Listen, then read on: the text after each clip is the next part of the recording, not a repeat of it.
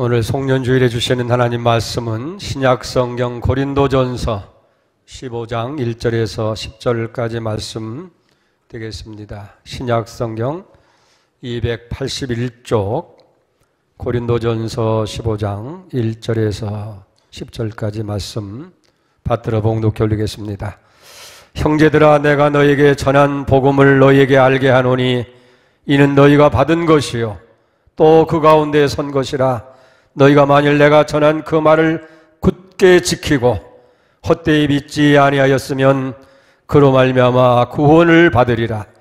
내가 받은 것을 먼저 너희에게 전하였노니 이는 성경대로 그리스도께서 우리 죄를 위하여 죽으시고 장사 지낸 바 되셨다가 성경대로 사흘 만에 다시 살아나사 게바에게 보이시고 그 후에 12 제자에게와 그 후에 500의 형제에게 일시에 보이셨나니 그 중에 지금까지 대다수는 살아있고 어떤 사람은 잠들었으며 그 후에 야고보에게 보이셨으며 그 후에 모든 사도에게와 맨 나중에 만삭되지 못하여 난 자 같은 내게도 보이셨느니라. 나는 사도 중에 가장 작은 자라. 나는 하나님의 교회를 박해하였으므로 사도라 칭함 받기를 감당하지 못할 자니라. 그러나 내가 나 된 것은 하나님의 은혜로 된 것이니 내게 주신 그의 은혜가 헛되지 아니하여 내가 모든 사도보다 더 많이 수고하였으나 내가 한 것이 아니요 오직 나와 함께 하신 하나님의 은혜로라. 아멘.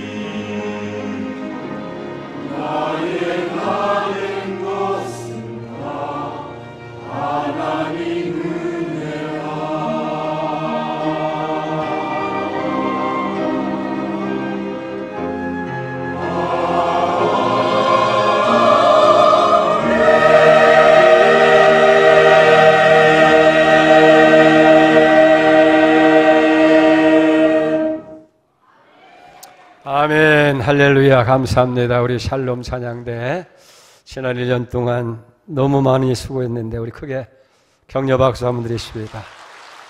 수고하셨어요. 감사합니다. 할렐루야. 저는 오늘 이 송년주일에 양문교회 담임 목사로서 이제는 마지막 설교가 되겠습니다.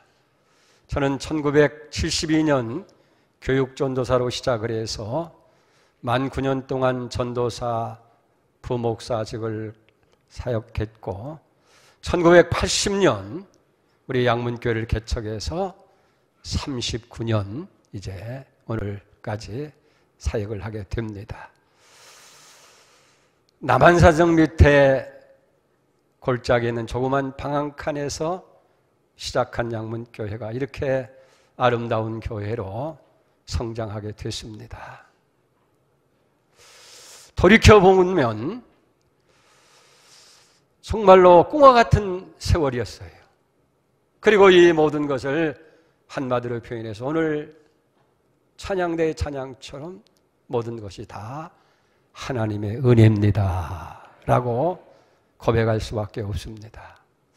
오늘 본문 10절에 보면 그러나 나가 나된 것은 하나님의 은혜로 된 것이니 내게 주신 그의 은혜가 헛되지 아니해서 내가 모든 사도보다 더 많이 수고했으나 내가 한 것이 아니요 오직 나와 함께 하신 하나님의 은혜다.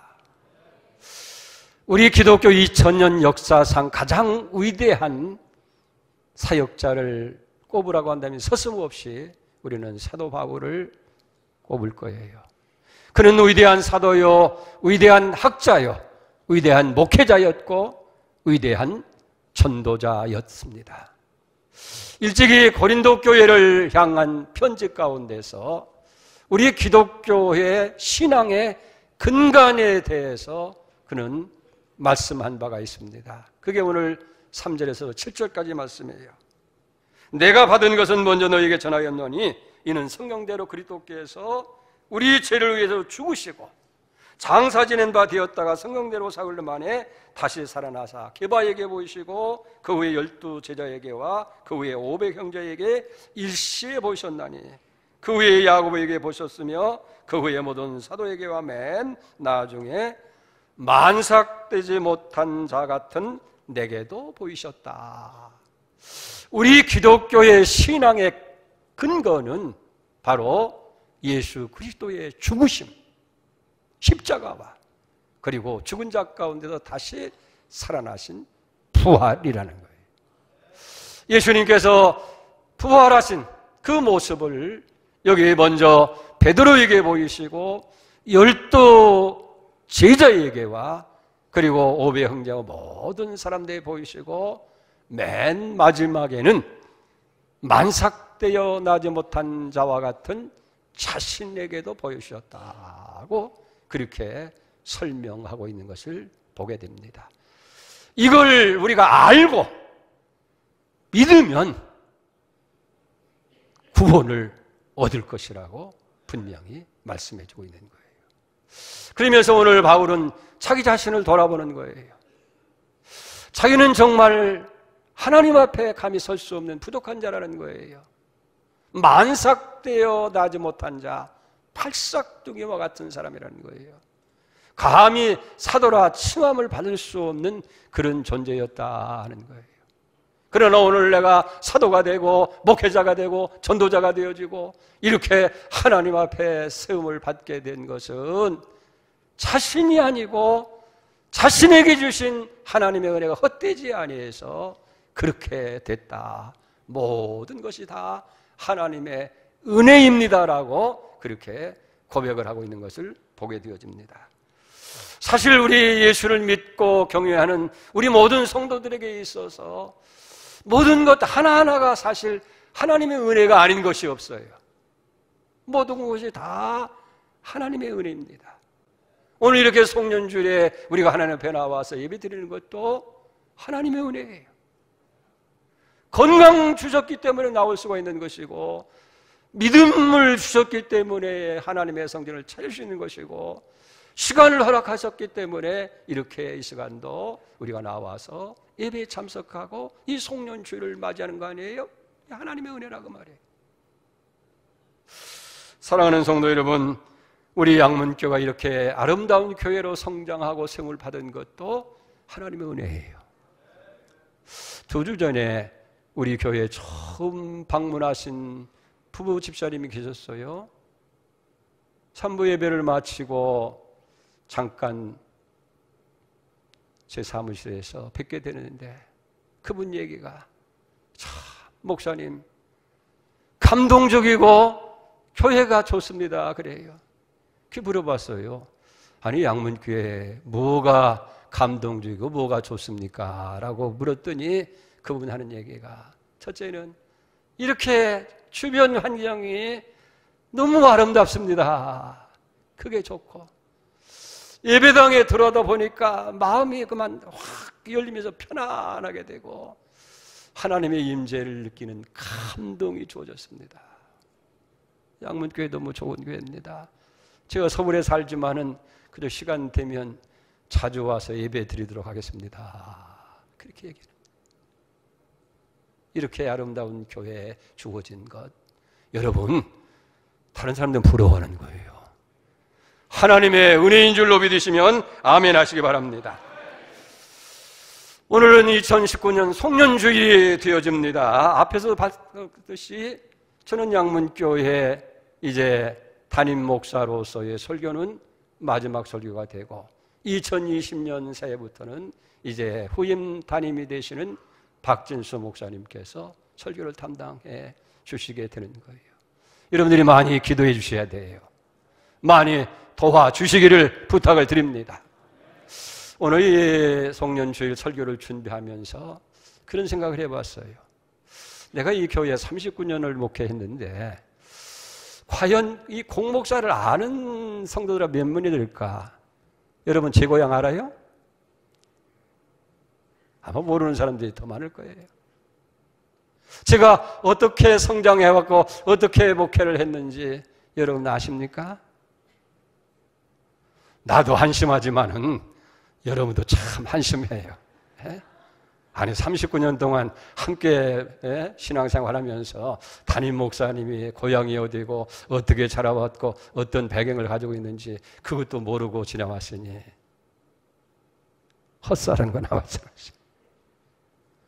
그리고 양문교회가 39년이 되었는데 이 양문교회의 히스토리, 양문교회 역사를 우리가 모르고 그저 와서 예배만 드리고 간다고 한다면 양문교회에 대한 의미도 여러분도 없을 거 아니겠느냐는 얘기예요.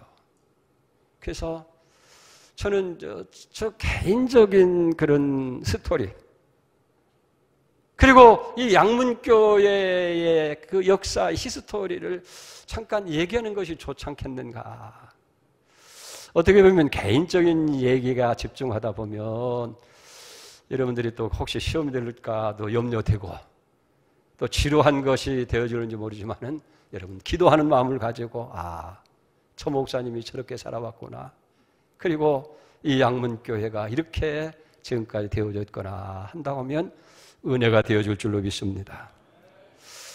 저는 1947년 1월 28일 충청남도 보령군 대천면 명천리 544번지에서 6남매의 맏아들로 태어났어요. 제가 신앙생활을 시작한 것은 우리 부모 예수 안 믿었어요. 제가 학교 2학년 때에 초등학교 2학년 때에 누님과 함께 처음 한 4km 떨어진 거기 궁촌리라고 하는 데에 감리교회에 신앙생활을 시작을 했습니다. 그리고 제가 초등학교 4학년 때에 대천 감리교회에서 유명한 박재봉 목사님 부흥회에 그때는 우리 초등학교 다니면서 열심히 부흥에 따라 참여했어요. 그 목사님의 설교를 들으면서 제가 그런 기도를 드렸어요. 하나님, 저도 저 목사님 같은 그런 목사가 되게 해 주십시오. 그 기도를 드렸습니다. 그리고 그 후에 참 열심으로 믿음 생활했어요. 주일 한 번 빠지지 않고 수요 예배도 작년 예배지만은 주일 학생이었지만은 빠지지 않고 참석하고 새벽에도 그 4km 되는 것을 매일 부모가 예수 안 믿으니까 새벽에 나가려고 한다면 아침에 혼이 나니까 방문을 조금 소리 안 나게 이렇게 찬 겨울이면 찬바람 막 들어오잖아요. 이불 푹 뒤집어 쓰고 자면서도 그렇게 해서 새벽 예배를 늘 드렸어요. 열심으로 드렸습니다. 그리고 동네 아이들에게 전도해서 20여 명 되는 동네 아이들을 다 데리고 그 교회에 가서 이제 같이 예수 믿게 했는데 그 아이들이 지금 자라가지고 내가 태어난 그 동네에다가 예배당을 세웠어요. 그리고 그 교회 장로가 되고 중요한 집사가 되는 그런 일도 일어나게 된 줄 믿습니다. 고등학교 다닐 때에는 제가 홍성고등학교를 나왔는데 대천에서 기차로 1시간 동안 3년을 통학을 했습니다.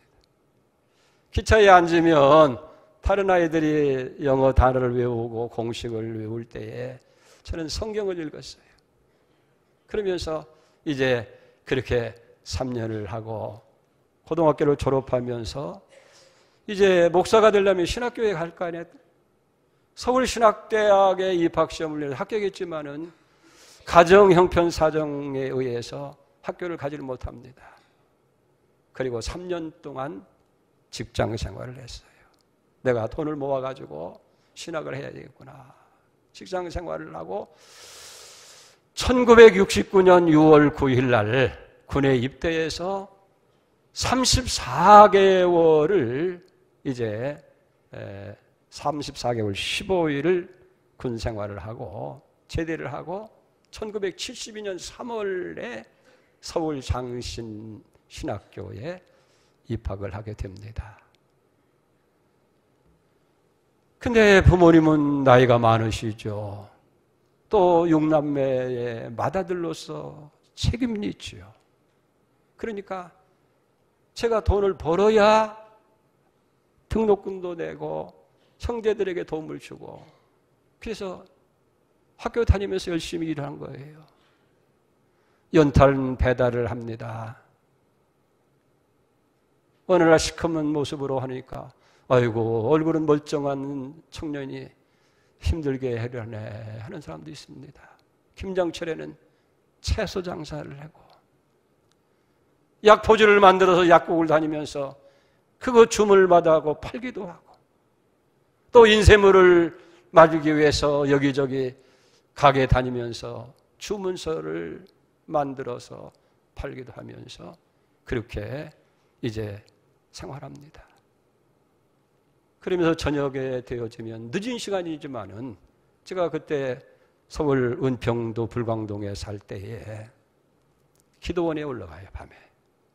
그래서 기도원에서 밤새 기도하다가 피곤하면 잠들고 또 날씨가 추워서 올라갈 수가 없으면 교회에서 그렇게 기도하면서 72년부터 2년 동안 그 교회에 교육전도소 있다가 74년도에 이 성남교회 이제 전도사로 부목사로 그리고 80년 5월 30일 그 교회를 사임하고 이제 80년 7월 4일에 양문교회를 개척해서 오늘 39년에 이르게 되어집니다.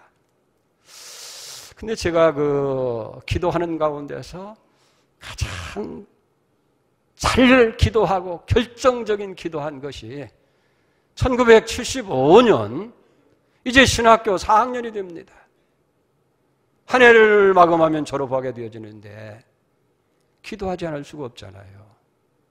앞으로 목회의 진로를 어떻게 하며 또 목회를 시작한다고 한다면 결혼해야 할 텐데 배우자 문제는 어떻게 해야 되겠느냐. 그 문제를 가지고 정초에 기도하게 되는 거예요.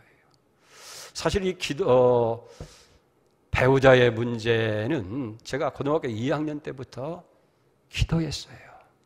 여러분, 제가 이 말씀을 드리는 것은 우리 젊은들이나 정년기에 있는 자녀들을 둔 부모들은 꼭 기도하시길 바랍니다. 제가 기도한 목적이 있었어요. 하나님, 나는 목회자가 되어야 되는데 영적인 것을 책임진다고 한다면 배우자는 육적인 치유자가 되어야 할 거 아니겠습니까? 그래서 고등학교 2학년 때부터 의학을 전공한 사람을 배우자로 주십시오. 그러면서 마가복음 11장 24절의 말씀을 붙들고 하나님께 기도한 거예요. 그러므로 내가 너에게 말하노니 무엇이든지 기도하고 구한 것은 받은 줄로 믿으라. 그리하면 너에게 그대로 되리라. 기도하고 구한 것 받은 줄로 믿어라. 이 말씀을 붙들고 하나님께 기도했으니까 하나님 반드시 그렇게 줄 것이다 생각을 하고 75년도 이제 연초 시작되어지면서 강원도 철원에 있는 대한수도원에 가서 한 주간 동안 금식하는 거예요. 하나님, 제 목회의 진로를 어떻게 해야 됩니까? 이제 총각이 아니라 배우자 결혼을 해서 사역을 해야 할 텐데 배우자는 어떻게 해야 되겠습니까? 정말 간절한 마음으로 하나님께 기도하는데 여러분 하루하루 정말 피말리는 시간이었지만 아무리 응답이 없었어요. 이제 마지막 금요일 저녁이 됩니다. 너무 답답합니다. 이제 이 저녁 지나면 내려가야 할 텐데 하나님이 정말 어떻게 내 응답하나 정말 하나님이 안 계시다면 내가 목회도 포기해야 되지 어떻게 했습니까? 근데 그날 놀랍게도 하나님께서 응답을 주십니다. 목회 진로의 문제는 내가 내게 큰 목회를 하도록 해주겠다 하는 것이고 두 번째, 배우자는 너를 위해서 준비한 사람이 있으니 기다리라고 하는 얘기예요. 여러분 그때 얼마나 그 말씀을 들을 때 두려운지. 여러분 때로는 하나님의 응답이 기쁨과 감격으로 올 때도 있지만은 어느 순간에는 두려움이에요. 하나님의 임재를 느낄 때에 얼마나 두렵고 막 두려운지 주체할 수가 없는 거예요. 성경에도 그런 예가 있잖아요. 우리가 이사야 6장 5절에 보면 이사야가 그렇게 하나님의 영광을 보면서 고백한 것이 있잖아요. 그때 내가 말하되 화로가 나여 망하게 되었다. 나는 입술이 부정한 사람이요 입술이 부정한 백성 중에 거하면서 만왕의 왕이신 여호와신 왕을 배웠다. 두려워하잖아요. 베드로도 마찬가지예요.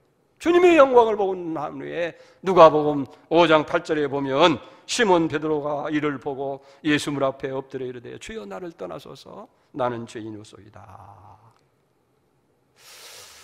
그 응답을 받고 이제 한 해를 시작할 때 얼마나 확신과 정말 용기를 가지고 시작한지 몰라요. 그러니까 삶이 달라지는 거예요. 설교가 달라지고 기도하는 것이 달라지고 그래서 이제 신학교 4년을 마지막 마감하는데 한 해가 다 지납니다. 그러나 하나님께서 배우자는 이 사람이다라고 말씀하실 것을 기다리면서 주변에 이런 얘기에서 다 그걸 내놓고 하나님께서 이 사람이다 하는 사람. 그렇게 해서 한 해가 다 지나가려고 하는데 11월 중순이 지났는데 3부 예배를 마쳤더니 목사님이 잠깐 목양실로 오라는 거예요. 그게 들렸더니 어떤 모르시는 두 분이 앉아 계셔요. 그게 나중에 한 일이지만 하나는 고모이고 그리고 그 조카 되는 사람과 같이 우리 교회를 오신 거예요.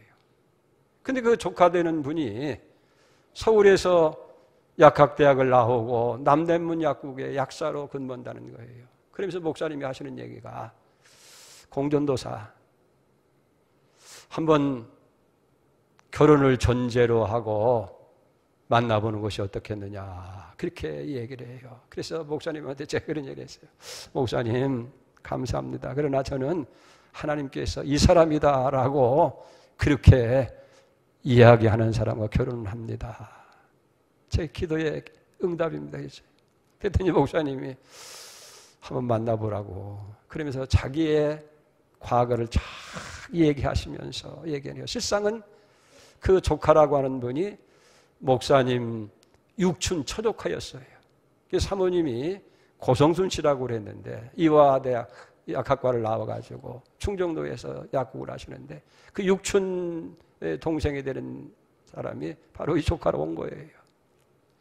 그래서 다음 날 종로이가 다방에서 만났어요. 만나가지고 제가 그렇게 질문했습니다.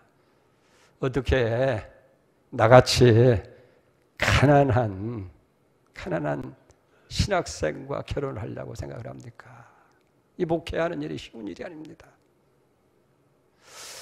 적어도 청계천에 가서 생선 장사할 수 있는 그런 각오를 갖지 않고는 힘들 거라고 얘기했더니 그 사람이 그런 얘기를 해요. 왜 생선 장사를 해야 되냐고 그런 얘기를 해요.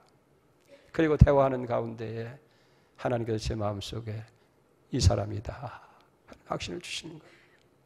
그래서 이제 그렇게 만나고 3개월 후에 1976년 2월 18일 종로이가 있는 기독교 태화관에서 우리 전성천 담임 목사님을 모시고 이제 결혼식을 했어요.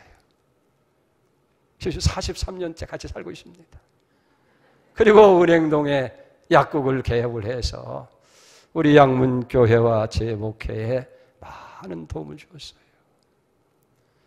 기도하게 하신 것도 하나님의 은혜, 응답을 주신 것도 하나님의 은혜, 그런 의학을 전공한 사람을 만나서 결혼하게 한 것도 하나님의 은혜인 줄 믿습니다. 여러분, 믿음을 가지고 믿고 구한 것은 받은 줄 알고 그렇게 믿고 여러분들이 기도할 때 하나님께서 응답 주실 줄로 믿습니다. 이제 교회 얘기를 좀 해야 되겠죠. 저는 목회 진로에 대해서 엉뚱한 생각을 했어요. 제가 앞으로 목회를 하게 되면 통일이 되면 동양의 예루살렘이라고 하는 평양에서 목회를 해야 되겠다. 그렇게 결심한 이유가 있었어요. 1972년 7월에 우리 신학교 1학년 때인데 그 충북 영동 매포라고 하는 곳에 수양관이 있는데 거기 학교에서 수련회를 갔어요. 이제 기차를 타고 이 중앙선 기차를 타고 가는데 기차 안에 난리가 난 거예요. 막 호해가 막 오고 막 난리 났는데 무슨 얘기냐면 그때 1972년 칠삭 남북 적십자사가 열리고 공동성명문이 발표된 거예요. 그게 신문에 대다특을되면서 그 기차 안에 배포되어지니까 모든 사람들이 박수하고 난리가 친 거예요. 통일의 물꼬가 뜨는가 보다. 이제 곧 얼마 안 해서 통일이 될 것이다. 그러면 저 북한 땅 평양에 가서 목회를 해야 되겠다. 그리고 그동안에 나는 그 준비를 해야 되겠다는 생각을 가졌어요. 그래서 1977년에 이제 장로의 신학대학 신대원 신학대학원을 졸업을 하고 79년에 목사 안수를 받고 그리고 80년 5월 30일자로 이제 성남교회를 사임하게 됩니다. 왜? 내가 평양에 가서 목회를 한다고 한다면 학위도 있어야 할 것이고 또 더 목회에 대한 것도 준비를 해야 되겠다. 그래서 이 졸업반을 앞두고 유학 수속을 준비하고 있었어요. 그래서 사임을 한 거예요. 6월 3일이 아버님 추도일인데 그날 6남매가 다 모였어요. 내가 이만저만한 것 때문에 성남교회를 사임하고 이제 유학을 가게 될 것이다 라고 얘기를 했더니 그 얘기가 끝나자마자 우리 누님이 그런 거예요. 그 은행동에 조그만 방 한 칸에서 기도의 재단을 쌓고 있었어요. 일주일 동안 우리가 금식하면서 이 교회를 개척할 수 있는 목사를 보내달라고 기도했는데 공목사 유학가지 말고 여기서 같이 목회를, 교회를 개척하라는 거예요. 그게 6월 5일 날이 됐습니다. 주일날인데 다른 데가 예배 드릴 수가 없잖아요. 그래서 그거 갔더니 기가 막히게 조그만 방 한 칸에 어른은 2사람, 아이들이, 초등학교 아이들이 4명인가 5명이 모였어요. 나는 큰 목회를 계획하고 평양에 가서 목회를 하려고 하는데, 아니 그 골짜기 있는 그 방, 거기서 교회 목회를 시작하라니 말도 안 했잖아요. 근데 예배를 드리는 동안에 성령께서 제 마음을 감동합니다. 그리고 하나님 앞에 제가 굴복을 했어요. 하나님, 여기서 제가 목회를 하겠습니다. 이 2사람을 데리고 평생 목회를 한다 할지라도 제가 목회를 하겠습니다. 여러분, 그때만 해도 우리가 신학교에서 많이 부른 찬송이 있어요. 그게 옛날 찬송가 355장이에요. 부름받아 나선 이 몸 어디든지 가오리이다. 악을 골짝 빈들에도 복음 들고 가리이다. 이름 없이 빛도 없이 감사하면서 섬기겠습니다. 그 찬송을 늘 불렀는데, 아니 악골자를 하겠어, 사람이 적다고 그래서 하나님께서 명하신다면 순종해야지. 그래서 그렇게 결단을 한 거예요. 그것이 1980년 6월 5일입니다. 근데 보세요. 하나님께서는 이미 내가 이게 결정하기 전에 이미 다 양문교회 시작할 수 있도록 준비를 다 하고 계시더라고요. 며칠이 지나지 않았는데 친구 목사님이 찾아왔어요. 공 목사, 여기 개척할 자리가 아니야. 아니 누가 이 골짜기 이 꼭대기 여기까지 와? 하려면 저 밑으로 내려가야 되지. 제가 봐도 거기까지 누가 그 골짜기를 잘 올라오겠어요. 그래서 알아보니까 바로 은행시장 건너편에 2층 건물 30평이 비어있는 거예요. 태권 도장했다가 이제 기한이 돼서 나가고 빈. 그래서 그걸 계약을 하고 이제 교회 리모델링 해서 1980년 7월 4일 개척 첫 예배를 드리게 되게. 이게 양문교회의 생일입니다. 자, 보세요. 5월 31일 날 사임하고 6월 5일 날 첫 예배를 드리고 6월 중순에 계약을 하고 15일 정도간 꾸며가지고 진짜 번갯불에 콩고 먹는 식으로 얼마나 빠르게 일사천리로 진행이 됐는데, 내가 성격도 급한 것도 있지만은 하나님께서 장소도 준비하시고 또 그 모든 것을 다 할 수 있도록 그렇게 다 만들어서 시작하게 하신 거예요. 할렐루야. 양문교회 하나님이 개척하신 거예요. 하나님이 시작하신 거예요. 하나님의 은혜인 줄로 믿습니다. 근데 우리 39년을 보면요, 이 양문교회 역사가 은행동 성전 시대가 15년, 양재동 성전 시대가 9년, 그리고 이 오포 성전을 한 것이 지금 15년이 되어지는 거예요. 자, 아까 말씀대로 그렇게 해서 양문교회가 개척이 됐죠. 2층에서 참 열심히 목회했습니다. 정말 발에 불이 날 정도로 이렇게 열심히 12인승 미니버스를 사가지고요, 새벽에면은 3시에 일어나. 왜냐하면 4시에 새벽 기도를 하니까. 그래서 교인들 집집마다 다 다니면서 깨워가지고 차에 태워가지고 새벽 기도하게 하고, 예배가 끝나고는 남자들은 데리고 남한산에 올라가서 체조를 하고 아침 간단하게들 먹고 이렇게 헤어지게 되고, 그렇게 3개월 하니까요, 그 30평 건물에 교인들이 꽉 찼어요. 그리고 1년쯤 지났는데 하나님이 교회를 지으라는 거예요. 아니, 땅도 없지요. 그렇다고 해서 뭐 건축은 뭐 하는 것도 없지요. 누가 와서 지어주는 것도 아니지요. 교회 친구 목사가 하는 얘기가 부흥회를 하잖아요. 부흥회. 그래서 한 달 동안 열심히 준비해서 81년 9월 28일부터 10월 2일까지 신영균 목사님을 집회했어요. 근데 보세요. 그 봉투에서 했는데 엄청나게 사람들이 모여. 지금 저녁에 지금 집회를 하게 되는데 하루 저녁에 3,000명, 4,000명 막 모인 거예요. 할렐루야. 그래 부흥회가 끝나고 나니까 땅 주인이 와가지고 그 은행시장 옆에 빈터였는데 여기 예배당을 지라고 하는 거예요. 아이, 돈 없습니다. 그랬더니 그저 계약금만 조금 내고 돈은 차차로 해도 된다고.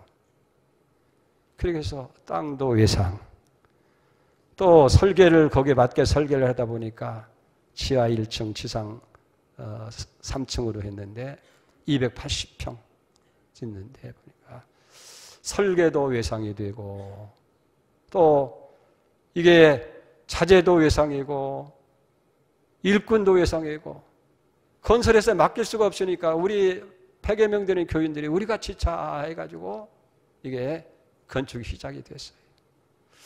정말 열심히들 했습니다. 그때는 겨울 공사예요. 손을 호흡 불면서 라면을 끓여 먹으면서 서로 나와서 이 봉사를 했는데 빚이라고 하는 것은 언제나 무서운 그런 것이 되어서 다가오는 거예요.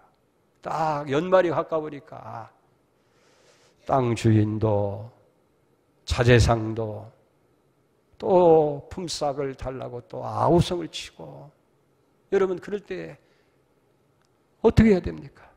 시작은 해놨는데 기도하는 일밖에 더 있어요? 그래서 섣달 그 금음에 저 성전에 건넌 성전에 갈라서 하나님께 엎드려 기도하는 거예요. 그때 붙들고 기도한 말씀이 시편 50편 15절입니다. 환난 날에 나를 부르라. 내가 너를 건지리니 내가 나를 영화롭게 하리라. 시편 34편 6절 말씀을 보니까 이 곤고한 자가 부르짖으매 여호와께서 들으시고 그 모든 환난에서 구원하셨도다. 하나님 개척하라고 그래서 개척을 했고 성전 지으라고 그래서 성전 지었는데 이제 이 밤이 새고 나면 내일은 모든 것이 다 허사가 될 텐데 하나님 어떻게 해야 되겠습니까? 그 추운 바닥에서 밤을 새워가면서 기도한 거예요. 새벽에 새벽 예배를 마치고 집에 돌아왔는데 전화가 따르릉 왔어요. 집사람의 언니, 셋째 언니인데 반포에 사는데 아이고 교회를 짓는다는 얼마나 수고 많으냐고 가보지 못해서 미안하다고 내가 조금 건축 헌금을 준비한 거 있는데 헌금을 드리고 싶다고 하는 거예요. 그래서 가져가라고 그래서 집사람 가져왔더니 그때 돈 100만 원이에요. 뭐 실질적으로 참 약소한 돈이죠. 세 발의 피나 마찬가지인 돈인데 보니까 수표가 2장 있어요.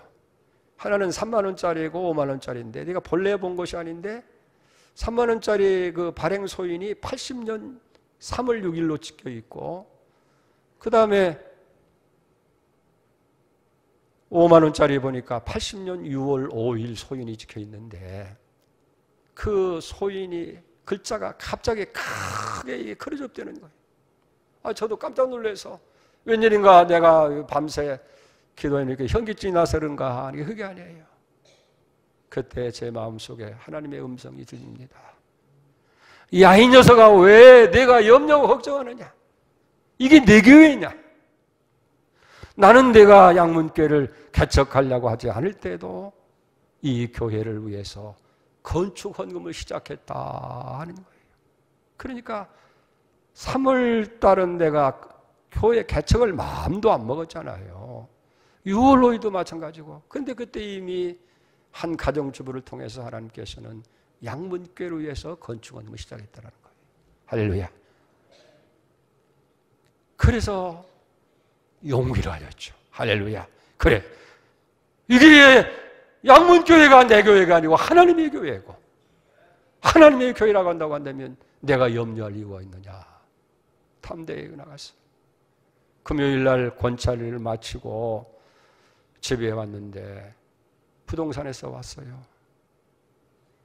제가 그 성남에서 살려고 아주 예쁘게 교회 집을 지었어요. 그래서 1층은 약국을 하고 2층은 살림집을 만들어서 잘 꾸며놓고 평생 살려고 그러셨는데 급하니까 어떻게 해요? 그걸 내놨는데 글쎄 섣달 금음인데도 집을 사라고 오는 사람이 있더라고요. 서울에서 큰 집을 팔고 성남으로 왔는데 37번 보았다는 거예요, 집을. 38번째 이거 봤는데 딱 자기 마음에 든다는 거예요. 하나님이 한번 거풀을 씌운가 봐요. 그러면서 하는 얘기가 제가 이 돈을 받은 게 있는데 목사님 필요하시면 돈 일시불에 다 하겠습니다. 그러니까 나머지는 서류 만들어서 넘겨주세요. 그래서 그 집을 팔아가지고 어려운 고비를 넘기게 되어지고 그렇게 해서 결국은 양문교회 성전이 완성이 됐어요. 완성된 모습 한번 보십시다. 네? 자, 아름답죠. 하나님께 영광의 박수 한번 돌리십시다. 할렐루야. 이래서 6개월 만에 이 성전이 완전히 건축이 다 끝이 나게 되어진 거예요. 건축하고 나니까 하나님께서 또 복을 주시는데 성도들이 100명이 200명이 되고 200명이 400명이 되어지고 성전 안에 가득 채워지잖아요. 그렇게 해서 이제 양지동 시대가 시작되는 거예요.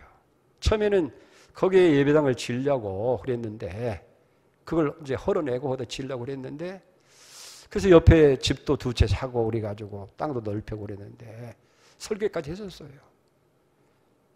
그러면 짓는 동안에 우리가 예배를 드릴 자수가 필요하잖아요. 그래서 양주동에 보니까 이 공장 건물인데 대지가 500평이고 지하 1층, 지상 4층인데 1000평 건물이에요. 이 평수가 되어지는 큰 그런 건물이에요.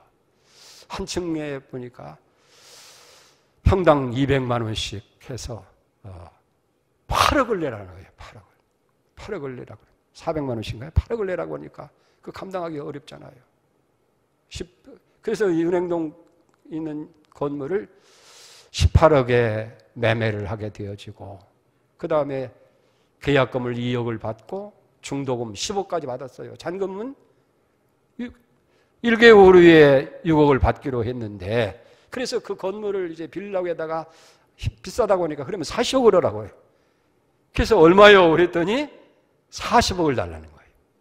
그리고 은행에 융자가 10억이 있으니까 그저 30억만 준비면 된다는 거예요. 그러니까 18억에다가 조금 헌금을 하고 빚도 짓고 그러면은 매입하겠다 하고 그래서 계약을 해가지고 다 잔금까지 집으로 인수를 했어요. 그랬는데 이 은행동 성전을 산 건축업자였는데 부동산 경기가 어려우니까 이게 타산이 안 맞는 거예요. 그분이 계약금 포기할 테니까 2억을 포기할 테니까 10억 중도금을 돌려달라는 거예요. 자 보세요. 그러면서 재판까지 해가지고요. 그게 몇 개월 지났을 거 아니에요. 재판까지 해가지고 통고서가 왔어요.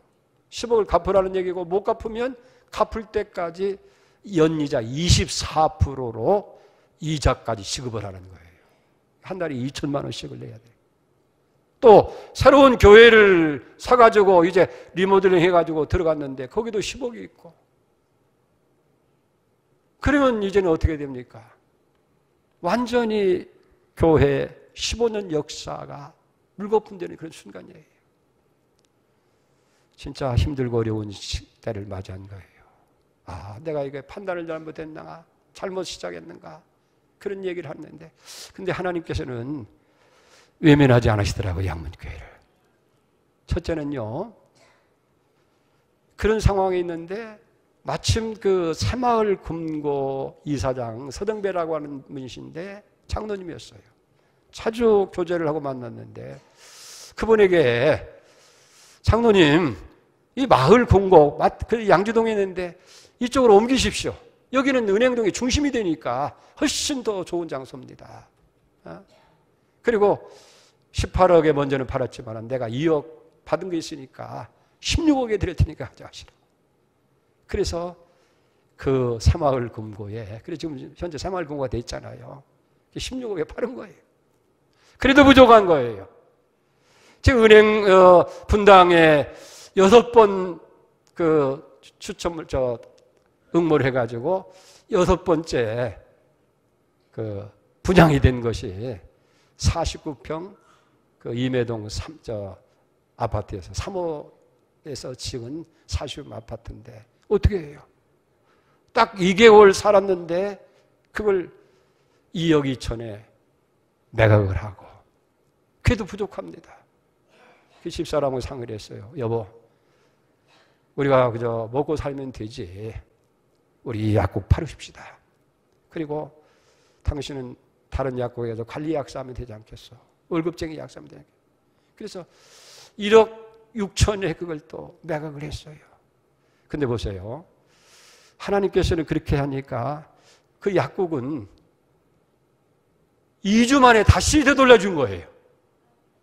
어떻게 되냐면 거기 사가지고 오신 분이 부부 약사인데 부인이 그 약국을 그 은행동에 있는 시장에 있는 약국을 맡았는데 2주 동안에 어떤 일이 벌어졌냐면 동네 깡패들이 저녁에만 술 먹고 와서 막 난리치고 뭐 땡깡을 부리고 그러다 보니까 정신 이상이 된 거예요.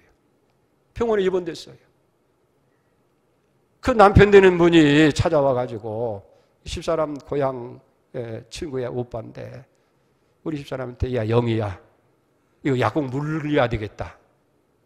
아이고 돈 다 쓰고 아무것도 없는데 어떡합니까? 그랬더니 이렇게 방법을 하자. 이 약국을 담보하고 내가 서울에 살고 있는데 집을 담보할 테니까, 그리고 3위 약국 약품 회사에서 1억 6천을 융자를 받고 우리에게 그걸 벌어서 갚으라는 거예요. 그렇게 해가지고 문제 해결됐어요.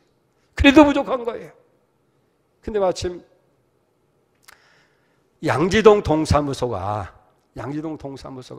이전을 새로 신축을 해야 되는데 그동안 사물을 보yar관에겠어요.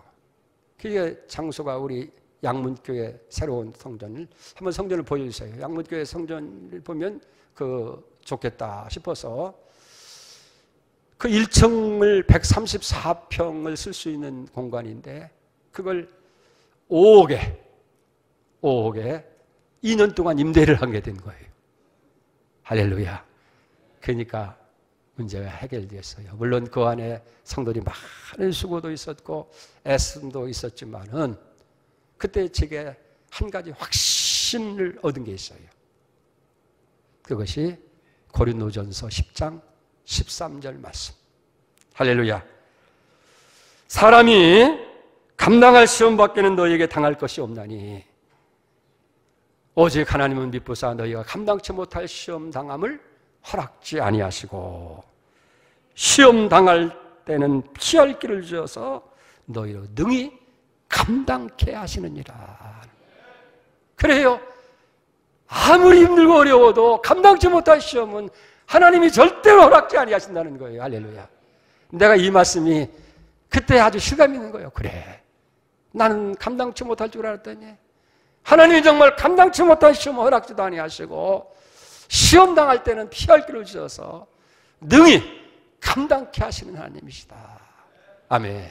그래서 양지동 성전에서 예배를 참 잘 드렸어요. 교회도 성장하고 지역사회에서 존경도 받고. 그런데 이제 뭐예요? 마지막으로 이 오포 성전 시대. 또 거기서도 교회가 크게 부흥되어지니까 이게 여기서는 안 되겠다 싶어서 이구동성으로 교회 또 새로 짓시다, 새로 옮기십시다 하는 거예요. 그런데 성남에서는 더 넓은 땅을 찾을 수가 없어요. 또 설사 있다 할지라도 너무 비싸가지고 이건 저희 교회에서는 감당할 수 없는 거예요. 근데 하나님이 제게 비전을 주셨어요. 어떤 비전을 주셨느냐고 하면 2000년도에 서울장신대학교 총동문회장을 제가 했어요. 그래서 미주 지역에 있는 목회자들을 모아서 그 지역 조직을 하게 되어지고 LA 토렌스 교회에서 그 모임을 가졌어요. 미주 지역에 있는 목회자들 다 모아놓고 또 한국에서도 목사들 가서 조직을 하고 끝난 후에 그 지역을 도는데 다른 데 가지 아니하고 가장 크게 부흥되는 교회 몇 교회를 방문했어요. 첫째, 세들백 교회. 두 번째, 갈보리 처치. 세 번째, 남가주 사랑의 교회. 그 전에 또 제가 가본 곳이 시카고에 있는 웰로웨 크릭 처치라고 하는 교회인데 이 공통점이 있었어요.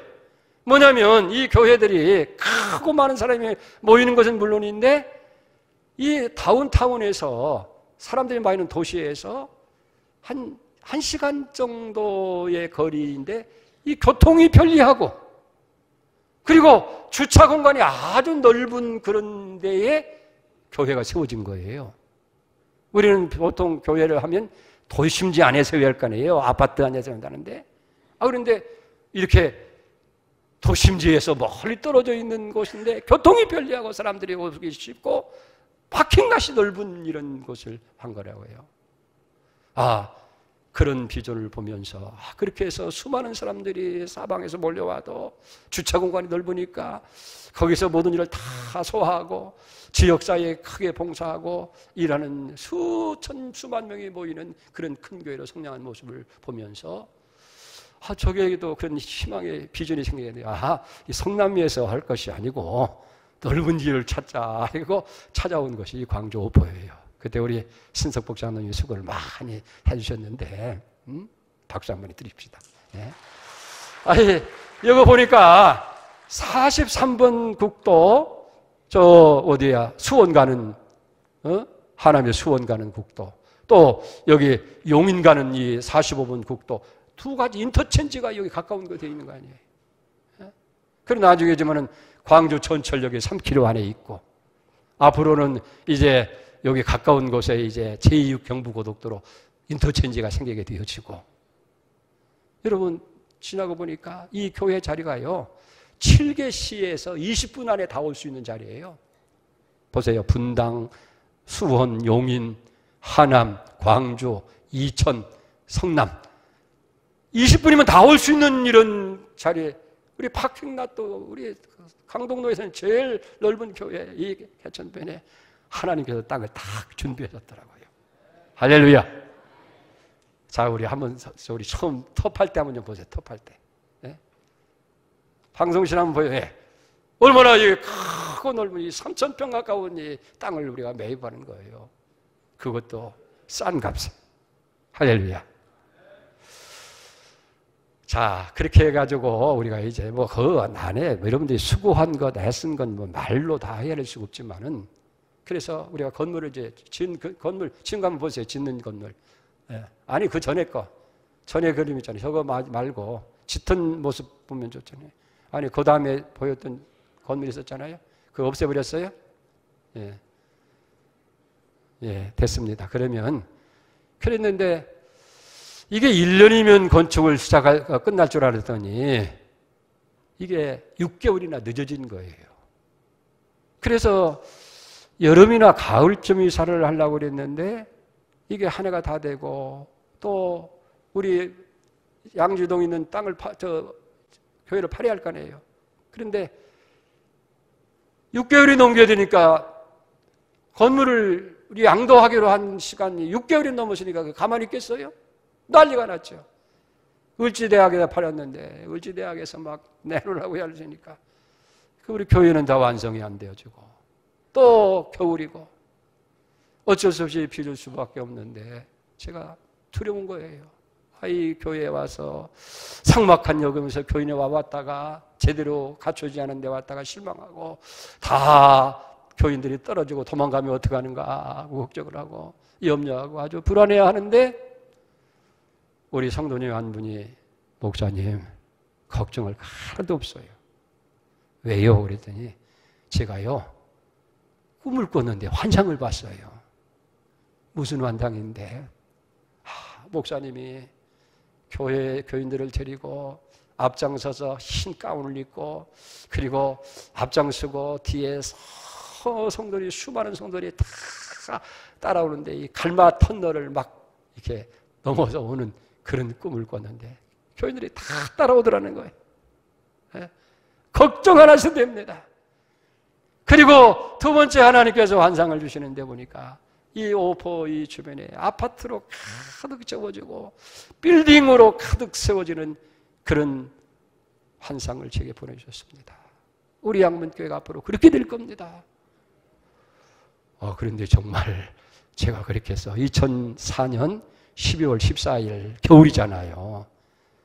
회사에서 2004년 12월 19일 첫 예배를 드렸어요.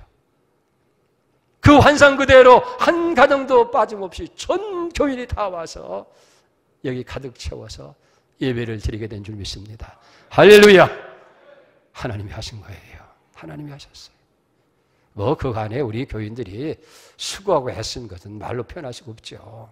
다 감사를 드립니다. 자, 그리고 15년이 지났어요. 처음에는 몰랐어요. 왜 우리가 구태여 여기까지 와야 되는가? 큰 장소가 필요하고 큰 교회 만드는 것, 그게 하나님께서 목적한 건 아닐 텐데. 근데 이제는 아는 거예요. 보라, 내가 새 일을 행하리라. 하나님께서 새 일을 위한 거예요. 그래서 양문교회라고 하는 개교회를 넘고 성남이라고 하는 지역을 넘고 그리고 한국교회와 하나님의 복음 선교를 위해서 하나님께서 이 교회를 옮기게 하셨다 하는 비전이에요. 그런 꿈이에요.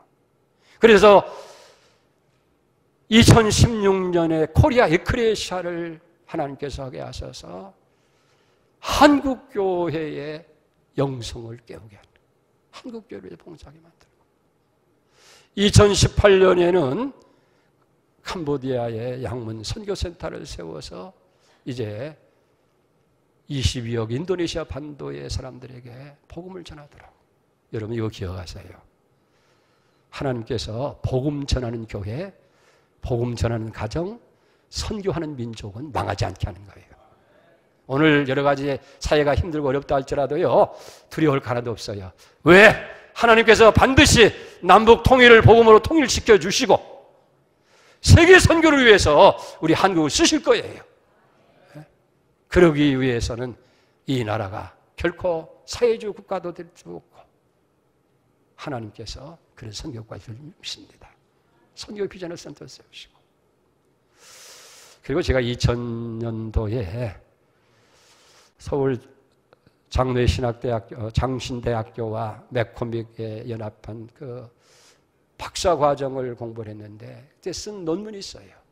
나눔과 섬김을 주제로 해서 썼는데 그때 그 기록했던 그 내용들이 지역사회를 어떻게 섬겨서 복음을 전할 것인가 하는데 그게 하나하나 이제 열매가 맺어지는 거예요. 할렐루야. 그래서 2020년부터는 양문 노인 맞춤 돌봄 센터를 우리 양문교회에서 시작을 합니다. 그래서 지난 주간에 이 광주시와 이제 연결해가지고 이 사람들이 여기 복지사고 이분들이 노인 돌봄의 사람들이에요. 그래서 이 지역에 있는 노인들을 돌보는 센터가 여기 세워지는 거예요. 그래서 직원들을 뽑았어요. 저분들에게 제가 인사 말을 지금 하고 있는데 저분들이 이제는 정부에서 주는 돈을 가지고 이제 노인들의 가정을 다니면서 이제는 하게 될 것이고 내년 중반쯤 되어지면 이미 시장 결제까지 난 거예요. 우리 교회에서 노인들의 점심 식사를 잡술 수 있도록 그렇게 다 전개하게 되어지는 거예요. 할렐루야.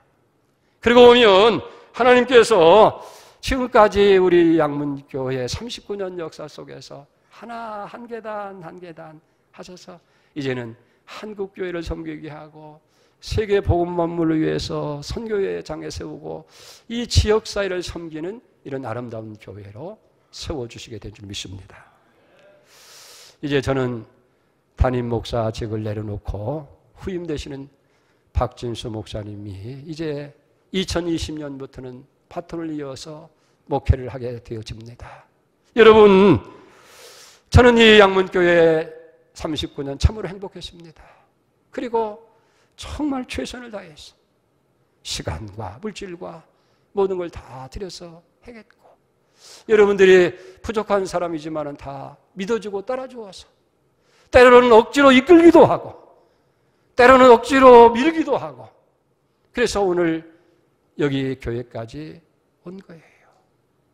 첫째는 하나님의 은혜였고 하나님께 영광을 돌리고, 두 번째는 성도 여러분들이 그래도 말없이 함께 수고하고 애써준 결과라고 그렇게 믿어집니다.